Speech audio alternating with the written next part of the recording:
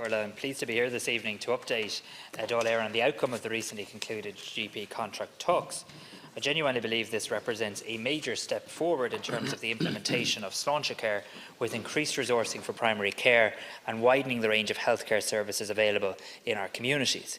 At the outset, I'd like to take this opportunity to acknowledge the important role that GPs play in the delivery of our health service and to their commitment to providing a responsive, high-quality service to patients. I know that the workload in many GPs' practices remains very heavy and that the last few years have been particularly challenging. I want to also recognise that GPs working in rural and socially deprived areas play a particularly important role in ensuring the availability of health services in their communities, and I wish to assure the House that the Government is committed to ensuring that general practice in such areas remains a sustainable and attractive option for doctors, and I think you'll see a number of initiatives in this new and comprehensive agreement that makes that a reality. The Government, mindful of the difficulties in general practice, and in keeping with the commitment to the continued development of GP services, agreed a mandate in 2018 for GP contract talks that would seek to secure agreement on the introduction of new service developments, to include a chronic disease management programme, as well as a suite of reform and modernisation measures. Because of the range and complexity of the issues to be discussed, the engagement process took a significant amount of time and effort by all of the parties involved. Following detailed and intensive engagement, the talks finally concluded on the 3rd of April. The outcome of the process is a comprehensive service development and reform agreement in return for very significant phased increases in funding for general practice for the services they provide to medical card and GP visit card patients. This agreement with the IMO is a major milestone for the health service.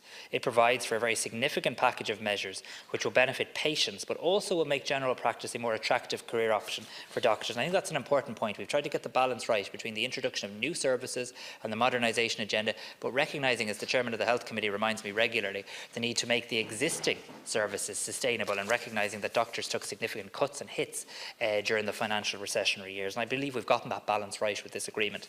For the first time, we will see the delivery of structured care on a large scale for patients with chronic conditions in the primary care setting. Over 400,000 medical card and GP visit card patients with chronic illness such as diabetes, asthma, COPD and heart disease will benefit from new and improved chronic disease management. These are patients that would have been seen in the hospital, now being seen in the community. They're also patients who, through more regular checkups, can help maintain better health in general with these chronic conditions. This programme will start next year and will be rolled out to adult patients over a 4-year period, and appropriately will start next year with those aged over 75. Patients with an existing diagnosis of one of those specified conditions which I've read out, those who are assessed by their GP on an opportunistic case-finding basis, as well as those identified as being at high risk, will benefit under this new programme.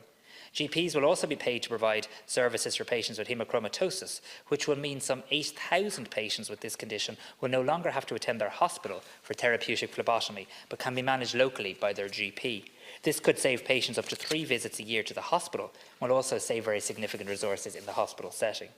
It has been agreed to pay GPs a fee for participation in weekly virtual consultations with consultant cardiologists to discuss patients with heart failure and agree or amend care plans for these patients. This is a really good example of using technology and integrated care, hospital doctors, GPs working together to discuss cases. These virtual clinics will divert patients from acute settings and from outpatient department waiting lists. A pilot, which is currently in operation in Carlow, Kilkenny, has shown a 95% decrease in referral for admission and an 87% decrease in referral to outpatient departments. So these clearly work. This pilot will be extended and a further 3 clinics will be established, with 4 clinics in place over 2019 to 2022. This will provide 17,500 virtual clinic slots per year when fully implemented, during which 1 or more patients will be discussed.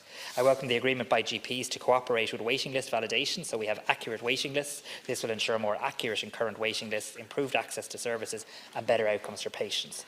A wide-ranging set of important modernisation measures have also been agreed in the areas of e-health, medicine management, multidisciplinary working, as well as the increased use of diagnostic imaging and laboratory services. Over the next 4 years, patients, GPs and the health service as a whole will significantly benefit from these initiatives. I particularly welcome GP's agreement to engage strongly with the exciting e-health agenda, another key sláinte care initiative, which will enable safer joined-up patient care and will also help the health service to greatly reduce the use of outmoded paper-based communications and record keeping. We need to move beyond the paper file to electronic health records.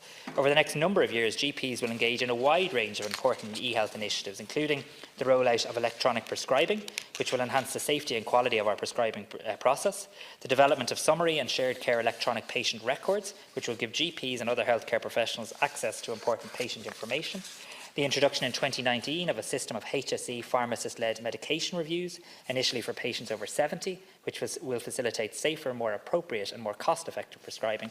And GPs will offer, for the first time, formally cooperate with HSE multidisciplinary networks of health professionals, again key to the delivery of sláinte care. In return for all of this, the Government will increase investment in general practice by approximately 40%, that's €210 million over the next 4 years.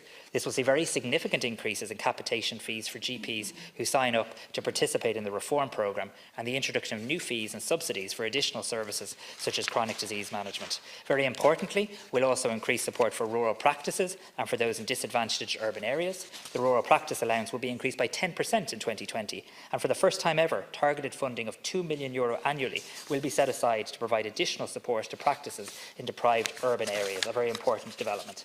Crucially, we'll introduce improved family-friendly arrangements, increasing the maternity and paternity cover for GPs to try and help make general practice a more attractive career option.